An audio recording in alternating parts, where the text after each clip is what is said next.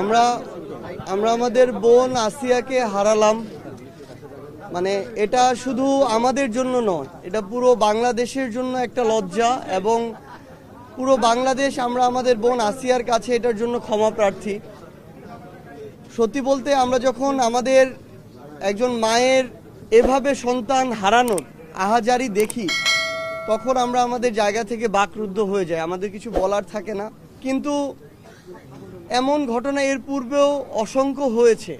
এখন সবচেয়ে বড় কথা হচ্ছে, অন্তর্বর্তীকালীন সরকার বলি, বাংলাদেশের যেই সরকারে আসুক তার কথাই বলি না কেন, মানে আমাদের না এখন সবচেয়ে বড় দায়িত্ব, আমাদের বোনকে আমরা যেভাবে হারালাম এর জন্য যারা দায়ী তাদের সর্বোচ্চ দৃষ্টান্তমূলক যে শাস্তি, মৃত্যুদণ্ড, সেটাকে যে কোনোভাবে, যে 90 দিনের একটা সময় দেওয়া হয়েছে বেঁধে, এটার মধ্যে শেষ করা।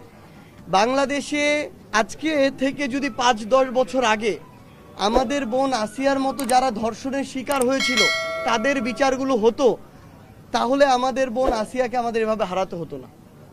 আমরা আমাদের এই বিচার ব্যবস্থায় নানা রকম রাজনৈতিক হস্তক্ষেপ দেখেছি, এই বিচার ব্যবস্থায় আমরা দীর্ঘসূত্রিতা দেখেছি। আমরা সামগ্রিকভাবে কোনোদিন একটা দেশে যেমন বিচার ব্যবস্থা থাকা উচিত এটা দেখিনি। তো সেই জায়গা থেকে আমরা মনে করি যে এখন সময় হয়েছে সর্বোচ্চ মৃত্যুদণ্ড যে শাস্তি, এটা নিশ্চিত করা, এবং এর মধ্য দিয়ে আগামীর বাংলাদেশে যেন আমার আর কোনো বোনকে না হারাতে হয়, এটা আমাদের নিশ্চিত করতে হবে।